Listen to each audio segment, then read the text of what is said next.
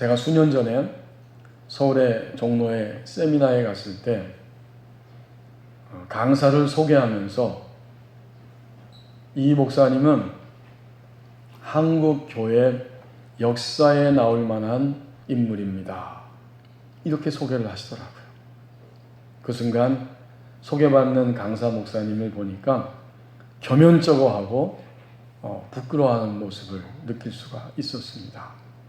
그 소개가 고맙기도 하지만 또 부담되기도 하고 더 나아가서 도전이 되기도 했던 모양입니다. 한국 교회 역사에 나올 만한 인물이다. 우리가 주님을 믿을 때 우리는 믿음의 역사책에 기록되고 믿음의 역사 안에 등장하는 사람이 됩니다. 그러므로 모든 그리스도인은 바로 믿음의 역사책 안에 기록되고 등장하면서 믿음의 세계를 살아가게 됩니다. 우리에게 주신 오늘 본문 사도행전 7장 1절에서 3절 말씀을 보십시오. 자신의 믿음의 분량대로 행동이 나옵니다. 1절에 보면 대제사장, 또 그 옆에 있는 서기관, 모든 유대인들이 스데반을 향하여 공격합니다. 이것이 사실이냐? 그들은 예수님에 대해서 의문부호를 붙이고 있습니다. 그 위에 올라가서 6장 14절에 보면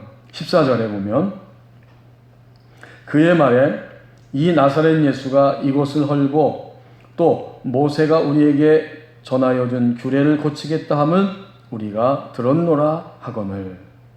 스데반이 이렇게 이야기했다는 거예요. 그러니까 대제사장이 그 말을 듣고 이 말이 사실이냐? 정말 너희가 믿고 있는 나사렛 예수가 이 예루살렘 성전을 헐라고 이야기했느냐? 그리고 모세를 통해 주신 대대로 내려오는 우리의 율법, 이것을 다 고치겠다고 나사렛 예수가 이야기했느냐? 그런데 너희는 그 예수를 믿고 있는 것이냐? 이런 내용이 담겨 있는 게 바로 이 7장 1절에 대제사장이 스데반에게 질문하는 것입니다. 이것이 사실이냐? 너희가 이런 형편없는 예수를 믿고 그의 주장을 따르는 것이 사실이냐? 하지만 스데반은 확신과 증거를 가지고 대답합니다. 그것이 2절과 3절이죠. 스데반은 그들을 높여서 여러분 부형들이여 라고 이야기하면서 그들의 믿음의 조상 아브라함을 언급하기 시작합니다. 아브라함이 하란에 있기도 전에 메소포타미아라고 하는 그 땅에 있을 때 하나님이 그에게 보이셨다. 그리고 3절에 그에게 나타나셔서 너는 이제 고향과 친척을 떠나 내가 네게 보일 땅으로 가라. 이렇게 말씀하셨다는 거예요. 여기서 우리는 믿음의 분량을 확인하게 됩니다. 전통적으로 그리고 하나님의 성전에서 성전을 섬기고 백성들을 이끌어가야 할 대제사장, 그 유대인들의 믿음의 분량을 봅니다. 누구에 대해서? 하나님과 하나님이 보내신 자 예수님에 대해서. 그들은 의문부호를 붙이고 있습니다. 그런데 스데반 성도는 확신을 가지고 증거를 가지고 이야기합니다. 우리의 조상 원조 아브라함을 보아라. 하나님이 아브라함에게 나타나셨고 하나님은 아브라함의 인생을 인도하셨다. 이런 확신, 이 증거를 가지고 스데반은 그들에게 대답하고 있습니다. 이것이 오늘 1절과 3절에 나타나고 있는 믿음의 분량입니다.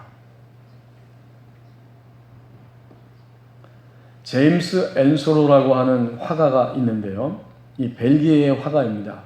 그가 1899년에 가면에 둘러싸인 앤소로, 이런 그림을 그렸습니다. 그 그림에 보면 여러 사람들의 얼굴, 사실은 가면입니다. 그 캔버스 위에 한 군데도 빈틈이 없이 사람들의 얼굴을 가득가득 채워 넣습니다. 그리고 그 한가운데 엔소로 자신의 얼굴을 그려 넣었습니다. 자, 그러니까 엔소로가 이 그림을 통해서 하는 말이 있는 겁니다. 심지어는 엔소로 자신도 생생한 얼굴처럼 그렸지만 자기도 가면을 쓰고 살아가고 있다는 이야기를 해주고 싶었던 것입니다. 그 가면 속에 많은 얼굴들이 등장합니다. 수십 개의 얼굴입니다. 이런 얼굴들입니다. 근엄한 사장님 가면, 재미없는 아버지 가면, 순종적인 며느리 가면, 깐깐한 엄마 가면, 하지만 때로는 인자한 사장님 가면, 그리고 썰렁한 농담을 하는 아버지 가면, 여우 같은 며느리 가면을 쓰고 시부모를 대하는 것, 힘들어하는 자식에게 가슴을 내어주는 엄마 가면, 이런 것들을 거기에 그려놓은 것입니다. 그 그림을 보면서 현대아산병원의 정신건강의학과 전문의였던 김병수라고 하는 이분이 그 그림을 보면서 이런 해석을 하고 있습니다. 이 해석을 왜 하게 되었느냐? 내담자가 찾아왔어요. 그 주변에 많은 그런 그 사모님들이 있는데 우리 엄마, 아내가 있다는 거죠. 수많은 아픔을 가지고 이제 상담하러 왔을 때 한 여성의 사례를 소개하고 있습니다. 한마디로 말하면 그 여성의 아픔은 이것입니다. 남편이 바깥에서만 젠틀맨 신사이고 집에 들어오면 아주 까칠하고 또 자신에게는 관심도 없는, 아이들에게는 잔소리만 하는 이런 남편이었습니다. 그러나 바깥에 나가면 이름을 대면 알 수 있는 회사의 이사, 대표이사, 사람들에게 인신도 좋고 실수할 수도 있지, 그리고 먼저 다른 사람의 의견에 귀를 기울여야지, 이렇게 말하면서 모든 사람에게 칭찬을 받는 남편입니다. 그러니까 이 아내는 이런 이중적인 사람을 내가 죽을 때까지 사랑하며 살 수 있을까요? 이 가슴 아픈 사연을 정신과의 의사에게 와서 털어놓았고 그 이야기를 들으면서 그림을 가지고 처방을 하는 겁니다. 그 그림을 생각하고 보여주는 거죠. 가면에 둘러싸인 엔소로처럼 모든 사람은 누구나 예외 없이 사회적으로 페르소나를 쓰고, 가면이란 뜻입니다. 진짜 얼굴을 가리고 살아간다. 하지만 이 페르소나 가면은 긍정적이다. 왜냐하면 사회적으로 성공한 사람일수록 밖에서 젠틀맨일 가능성이 훨씬 더 많은데 그는 그 치열한 사회적인 생활 속에서 괜히 성공한 게 아니라는 거예요. 평판을 얻고 인정받기 위해서 젠틀맨 역할에 몰입할 수밖에 없다. 쪼잔하고 싶어도, 까칠해지고 싶어도, 옹졸한 마음이 들더라도 아닌 척 할 수밖에 없는 것이 젠틀맨이다. 그리고 그것은 긍정적이다. 대표이사가 직원처럼 얼굴을 하고 행동하면 안 되지 않느냐. 그러므로 그는 그런 가면을 쓰고 그 역할을 하고 있는 것이다. 뭐 이런 이야기였습니다. 그러면서 그 부인에게 이 그림을 통해서 보여주고 이렇게 권면하고 있습니다. 그러니 남편이 밖에서만 젠틀맨이고 집에서는 쪼잔남인 것을 자신을 사랑하지 않기 때문이라고 여길 필요는 없습니다. 남편도 사회에 힘겹게 적응하기 위해서 애쓰는 과정에서 젠틀맨 역할에 충실하다 보니까 몸과 마음이 너무 지쳐서 집에 돌아오게 되고 집에 와서는 젠틀맨 연기를 할 수 없으니까. 그리고 부인에게 이렇게 권면합니다. 그러니 아내, 당신도 남편을 그냥 불쌍히 여기시라. 속마음은 그렇지 않은 사람이 밖에서 젠틀맨으로 살아가려고 하니 얼마나 힘들었겠는가. 그냥 불쌍히 여기시라. 그리고 나서 또 하나의 그림을 보여주는데, 여러분이 나중에 이 그림이 혹시 시간이 되시면 찾아보시기 바랍니다. 그것은 릴리 마틴 스펜서가 그린 여성 화가, 영국인 화가인데 젊은 남편 첫 장복이라고 하는 그림입니다. 장을 보고 오는데 비는 쏟아지고 우산을 제대로 쓰지도 못하고 장 본 것들이 막 흘러내리면서 막 짜증이 나고 화가 난 얼굴의 그 그림, 그것을 통해서 아내를 위로하고 있는 겁니다. 이제 당신은 남편에게 이렇게 당당하게 이야기할 수 있습니다. 이 작품을 남편에게 보여주면서 당신이 그나마 밖에서 폼잡고 사는 것은 내가 같이 살아주니까 가능한 거야. 나 없이 당신이 직접 집안일을 해보든가, 나 없이 당신 혼자 살면 이 그림 속의 남자처럼 스타일을 구기면서 살아가야 할지도 몰라. 그러니 나한테 고마워하면서 살아야 해. 이렇게 힘주어서 말해보시지 않겠습니까? 이것이 그 의사의 그림을 보여주면서 처방하는 내용이었습니다. 페르소나 가면에 긍정성이 있습니다. 그런데 오늘 본문 말씀처럼 믿음의 세계는, 예수님을 믿고 사는 신자의 믿음의 세계 속에는 가면을 넘어서서 진정으로 내가 예수님을 전적으로 믿든지 아니면 부분적으로 믿고 있든지 우리의 삶 전체가 다 드러나 있기 때문에 가면을 쓸 수도 없고 속일 수도 없는 세계, 이것이 믿음의 세계입니다. 그런 측면에서 믿음의 세계는 가면이 부정적으로 여겨질 수밖에 없습니다. 전적으로 오늘도 나는 주님을 믿든지 아니면 부분적으로 믿든지 나 자신의 믿음의 분량대로 행동이 나옵니다. 이제 4절에서 10절 말씀을 보십시오. 하나님의 구원 행동을 목격하는 것이 매일의 생활이라고 말씀합니다. 4절에 보면 스데반 성도가 아브라함의 이야기를 이렇게 해주고 있습니다. 아브라함이 갈대아 사람의 땅을 떠나 하란에 거하다가, 하나님이 갈대아 땅에 살고 있을 때 이제 그 땅을 그가 떠나게 되고 하란에 거하게 됩니다. 거기서 그의 아버지가 죽었습니다. 그때 하나님이 다시 나타나서 말씀하십니다. 하나님이 그를 거기서 너희 지금 사는 이 땅, 가나안 땅으로 옮기셨느니라. 지금 아브라함의 인생 속에서 하루 동안 사건이 일어났고 아브라함은 거기서 하나님의 구원 행동을 목격하고 있는 겁니다. 어떤 것일까요? 4절 말씀에 보는 대로 두 가지를 목격하고 있습니다. 곧 이사하는 것. 여러분, 우리는 하루 동안에 이런 일들을 목격하고 사는 거예요. 이사합니다. 거처를 옮깁니다. 그는 본래 갈대아 사람의 땅, 메소포타미아, 지금으로 말하면 이라크 지역, 바로 거기에 살고 있었습니다. 그러다가 하나님이 그를 하란에 거하게 하셨는데 이사한 거죠. 거기에서 아버지가 돌아가시는 사건이 일어나게 됩니다. 그 사건 이후에 하나님이 비로소 아브라함을 약속의 땅으로 가라고 말씀하시고 그 땅으로 옮겨가십니다.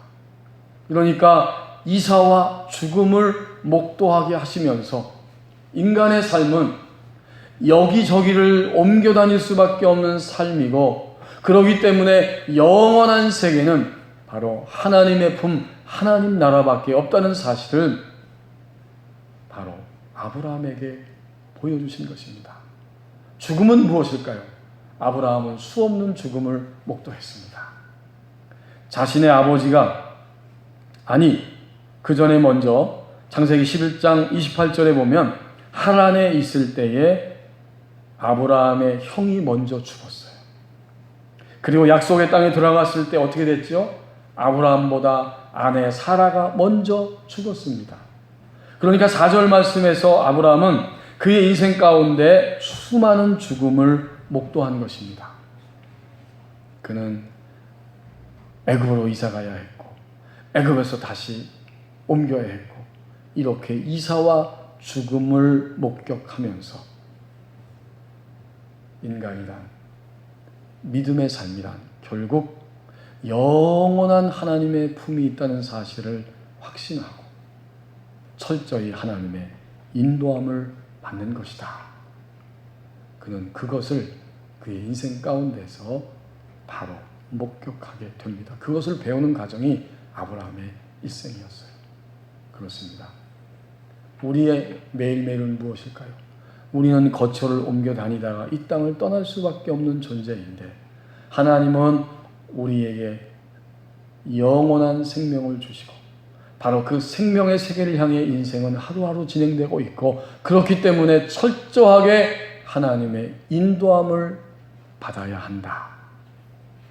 이 하나님의 구원 행동, 이것을 우리는 매일매일 목격하게 됩니다. 그 다음 5절부터 8절까지의 말씀에 보면 하나님이 가나안 땅으로 옮겨 놓으셨는데 없고 없습니다. 보이지 않고 않습니다. 그리고 손해볼 수밖에 없고 손해보는 것밖에 없는 것처럼 여겨지는 사건입니다. 그것을 5절, 6절, 7절에서 설명하고 있는 거예요. 5절에 뭐가 있어요? 가나안 땅에 옮겨 놓으셨지만 발붙일 만한 유업도 지금 없는 겁니다. 안 주셨어요. 그리고는 말씀만 하십니다. 자식도 없어요. 자식이 없는 상태에서 내가 후손을 너희에게 번성하게 할 것이고 후손과 함께 소유로 이 땅을 차지하게 할 것이다. 없어요. 아무것도 없어요, 현재. 그 다음 6절에도 마찬가지예요. 이런 엄청난 일이 일어납니다. 그렇게 번성하게 하신 것이 너무나 감사하다고 여길 수 있는데 나중에 그 후손들이 다른 땅, 애굽 땅으로 나그네가 될 것이다. 그 땅으로 사로잡혀가게 될 것이고 그 땅 사람들이 종으로 삼아서 400년 동안 괴롭게 하리라. 여러분 이게 이해가 됩니까? 아브라함이? 눈에 아무것도 안 보이는 것도 기가 찬데 후손들이 주어져도 400년 동안 번성하다가 애굽에 가서 종으로 탄다는 거예요. 이 하나님을 과연 신뢰할 수 있을까? 없는 거예요. 아무것도 없어요. 보이지도 않아요, 눈에. 그리고 7절 말씀에 보면 그 종 삼는 나라를 내가 나중에 심판할 것이고 그 후에 그들이 와서 이곳에서 아브라함 내가 지금 발로 밟고 있는 이 땅 여기서 나를 섬기리라. 내 인생은 완전히 손해야. 나는 손해만 보다가 내 인생이 끝날 거야. 이렇게 될 수밖에 없는 겁니다.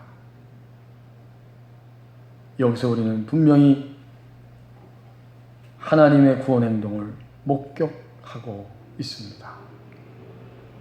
우리가 주님을 믿으면서 나의 고정관념과 하나님을 신뢰함 사이에 치열한 싸움이 있는 겁니다. 그 싸움은 오늘도 우리에게 있어요. 지금 아브라함이 하나님에게 하신 것은 그냥 약속밖에 없어요. 그 단 한 가지 약속의 말씀을 내가 신뢰할 것인가? 아니면 오늘 나의 환경과 나 자신의 형편, 이 고정관념, 이것을 토대로 해서 나의 인생을 살아갈 것인가? 나의 고정관념과 하나님의 약속의 말씀을 신뢰함 사이에서 우리는 끊임없이 갈등하고 괴로워하면서 우리 인생을 살아갑니다. 그런데 거기에 바로 우리를 더 믿음으로 온전케 하시는 하나님의 구원 행동이 나타나고 있습니다. 이제 아브라함은 어떻게 반응했어요? 8절이죠. 그 모든 상황 앞에서 일단은 약속의 말씀을 믿고 순종합니다. 할례의 언약을 아브라함에게 주셨더니 그가 이삭을 낳아 여드레 만에 할례를 행했다. 그렇죠. 하나님이 하신 말씀대로 창세기 21장 4절에 보면 드디어 약속의 아들이 태어났을 때 할례를 합니다. 하나님 앞에 순종하는 거죠. 할례는 오늘 8절에 있는 것처럼 할례라고 표현되지 않고 특별히 할례의 언약을 아브라함에게 줬다고 표현하고 있습니다. 할례의 언약입니다. 인간의 몸 안에 하나님의 약속이 있다는 것을 그 몸 안에 흔적으로 하나님이 새겨주시는 게 할례의 언약이에요. 나는 너희 하나님이고 너희는 나의 백성이고 나를 신뢰하며 앞으로 너희 인생을 살아가야 한다. 할례의 언약입니다. 이 고대 근동 사람들이 언약은 굉장히 아주 철저합니다. 그들이 만약 어떤 언약 관계에 들어가려고 하면 만나서 식사를 합니다. 맛있게 식사를 하고 그 다음 짐승, 동물을 잡아서 둘로 쪼개서 양편으로 이렇게 놓습니다. 그리고 그 사이를 함께 언약 관계에 들어간 이 두 사람이 지나가게 됩니다. 이게 바로 언약이에요. 그 사이를 지나가면서 그들은 분명히 확신하고 깨닫습니다. 만약 내가 언약을 어겨버리면 이 짐승처럼 나는 쪼개질 것이다. 이게 할례의 언약에 담겨 있는 거예요. 할례라는 말 속에. 아브라함은 하나님의 그 약속의 말씀을 믿고 자신의 아들 이삭에게 할례를 행하게 됩니다. 그러니까 5절부터 8절의 말씀은 하나님의 구원 행동이 하루 동안에 우리의 매일매일의 인생 동안에 어떻게 나타나는지 모든 것을 통해서 우리는 그 구원 행동을 목격하는 것이라는 사실을 알려줍니다. 우리는 진정으로 이사하면서 또 우리의 부모와 우리 주변의 사람들의 죽음을 목도하면서 매일매일 살아가고 있습니다. 결국 믿음의 세계의 삶이란 영원한 생명이 이미 우리 안에 있고 그것은 여기서도 소유했지만 하나님이 그 영생의 나라를 이미 준비하고 계시기 때문에 우리는 여기를 가든 저기를 가든 철저히 하나님의 인도함을 받아야 합니다. 더 나아가서 눈에 보이지 않고 때로는 손해보는 것 같고 주님 말씀을 신뢰하고 사는 것이 아무것도 없는 것 같이 보일지라도 우리는 진정으로 할례의 언약을 받은 백성으로서 하나님의 말씀만을 신뢰하면서 내 고정관념이 깨어지고 주님만을 신뢰하며 우리 인생을 살아갑니다. 이 구원 행동, 이것이 매일매일 우리가 목격하게 되는 하나님의 구원 행동입니다. 조선시대에 이원익이라고 하는 사람이 있습니다. 이 사람이 오두막에서 산골 오두막에 살고 있었는데 하루는 집에서 돗자리를 막 짜고 있는데 밖에서 그 산 전체 산지기가 아이 하나를 붙잡고 데리고 와서 맡깁니다. 그리고 큰 소리를 칩니다. 그 아이에게 너 여기 꼼짝하지 말고 있어.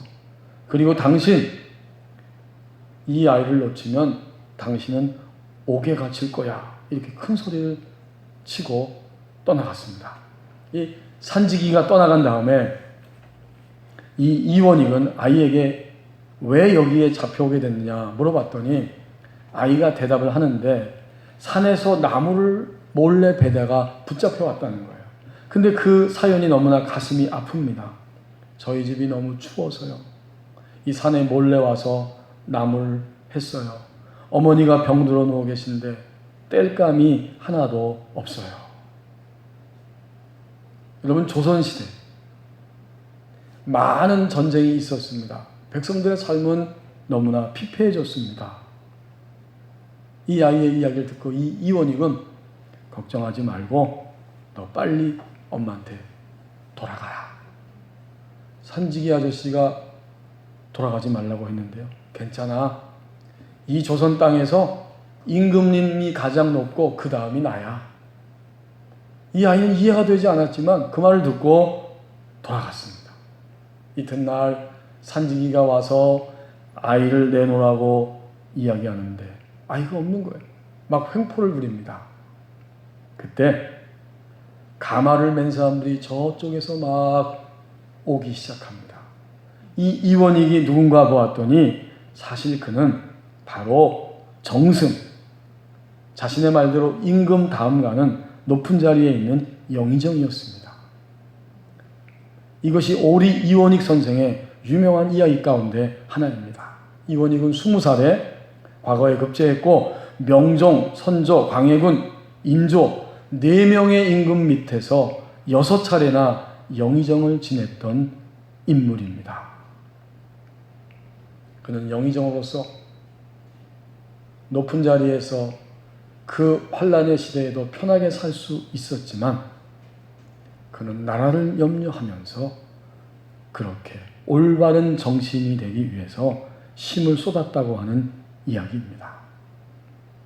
최태성이라고 하는 이 역사 강사가 역사의 쓸모라고 하는 책에서 이 이야기를 전해주고 있습니다.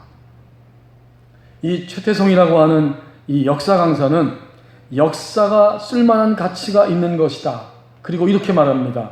역사는 삶이라는 문제에 대한 완벽한 해설서이다. 이 역사의 쓸모지요. 그러면 오늘 내가 예수님을 믿고 살아가는 구속사, 구원의 역사의 쓸모가 당연히 있습니다. 그 쓸모는 무엇일까요? 그것은 바로 생명 얻는 구원. 우리 생명 얻는 구원을 얻은 거죠.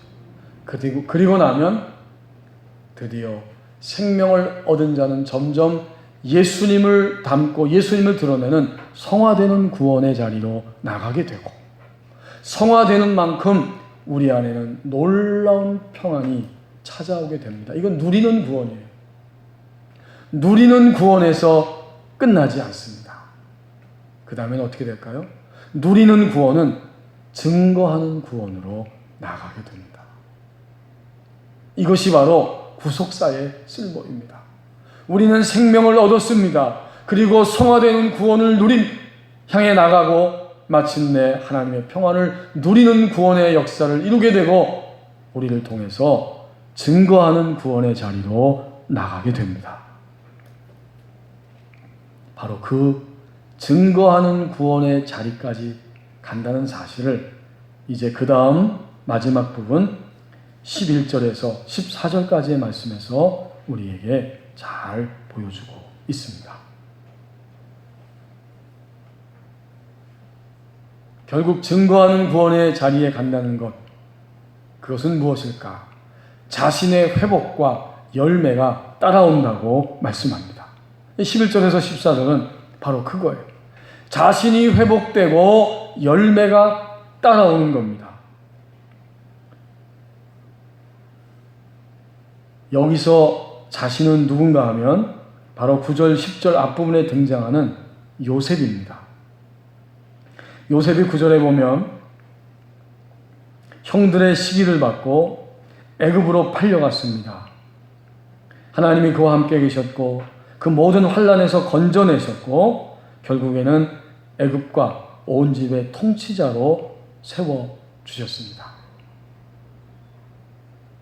결국 요셉은 아버지 야곱의 입장에서 보면 굉장히 귀한 아들이 됩니다.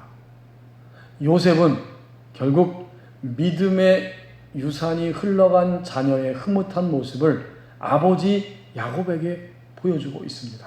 사실은 이것은 바로 하나님이 하시는 구원의 행동, 바로 그것 중에 한 가지입니다. 오늘 모든 그리스도인은 구원의 행동, 하나님의 구원의 행동을 목격하는데 내 자녀가 과연 하나님을 믿는 믿음의 유산 속에 살아가고 있는가? 믿음의 유산이 흘러가고 있는가? 이것도 우리 그리스도인들이 일생 동안 살아가면서 목격해야 하는 중요한 역사 가운데 하나입니다. 그런 거로 요셉은 그렇게 믿음의 유산이 흘러간 자식이 되었고, 그래서 11절에 보면 애굽에서 통치하고 있을 때에 온 땅에 가나안, 기근, 가나안 땅, 애굽과 가나안 온 땅에 흉년이 들어서 결국 큰 환란이 찾아오게 되고, 야곱은 애굽에 곡식이 있다는 소식을 듣게 되고 그 자녀들을 다 애굽으로 보냅니다. 양식을 사오라는 거죠.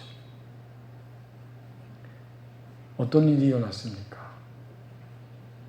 이 야곱의 아들들은 애굽의 총리되는 자기 동생 요셉의 얼굴 앞에 무릎을 꿇게 됩니다.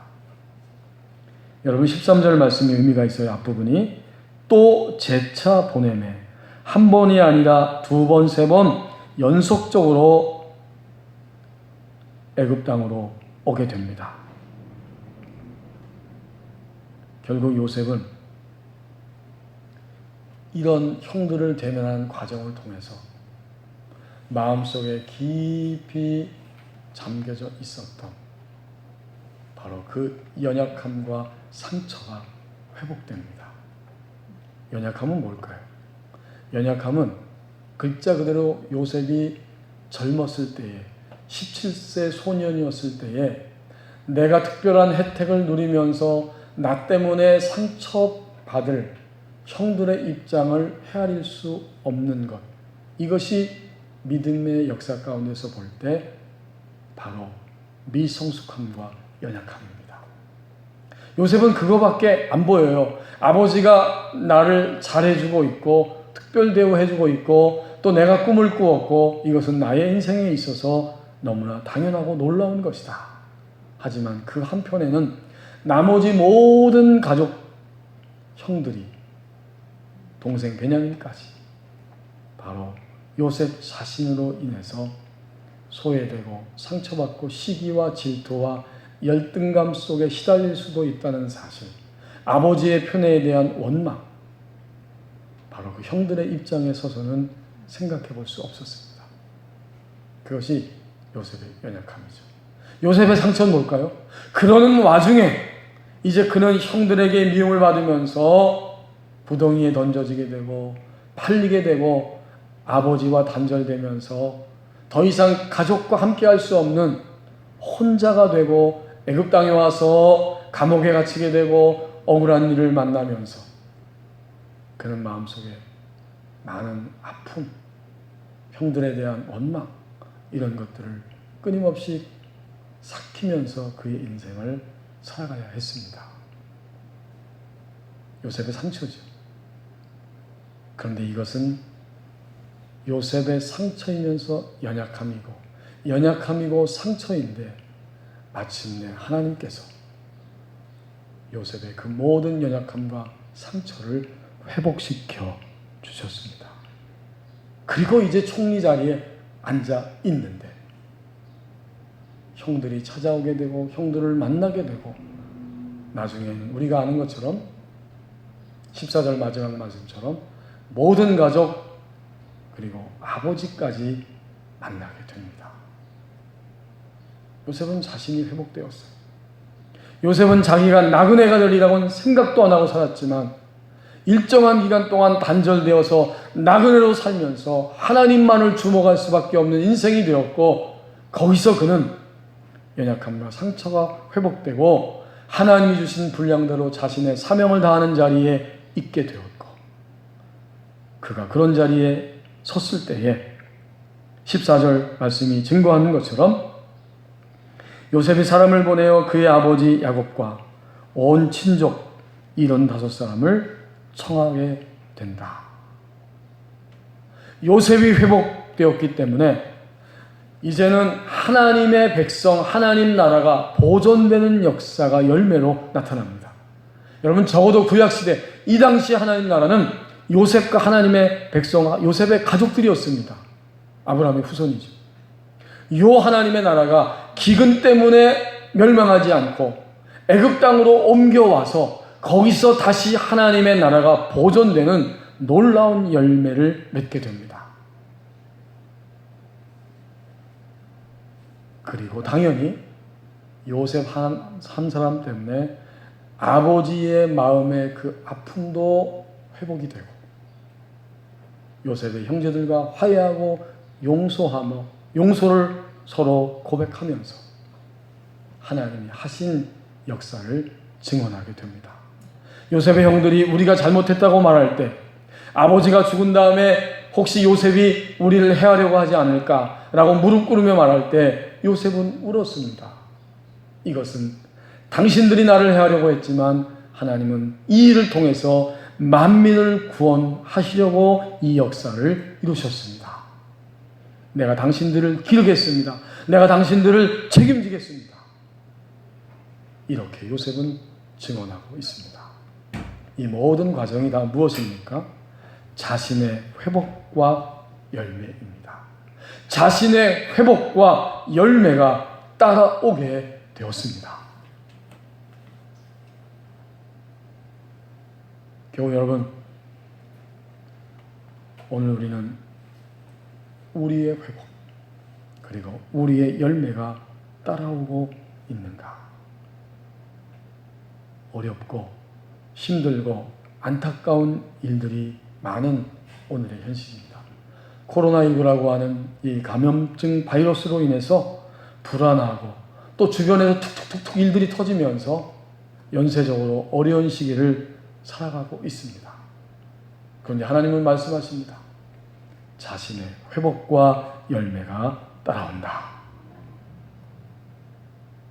최근에 교통사고가 너무 많이 일어나는데 안타깝게도 음주 때문에, 마약 때문에, 그리고는 마음에 화가 나서 그냥 그 차를 몰고 편의점 안으로 직진해버리면서, 돌진해버리면서 교통사고가 크게 일어나는 것을 우리는 보고 있습니다. 이 사고가 일어나면 사고 당사자뿐만 아니라 즉시로 바로 가족과 연결이 됩니다. 즉시로 나 혼자만이 아니라 함께하는 가족과의 관계 속에 그 사고는 있게 됩니다. 우리가 주님을 믿은 이후에 우리의 일생을 살아가면서 크고 작은 많은 일들과 사고를 만날 때 그건 뭘까요? 즉시로 예수님과 연결이 됩니다. 그런 의미에서 우리는 모든 일들 가운데서 예수님을 전적으로 믿고 있는가? 아니면 부분적으로 믿고 있는가? 우리의 역사는 여전히 믿음의 세계를 살아가는 이야기입니다. 기도하시겠습니다.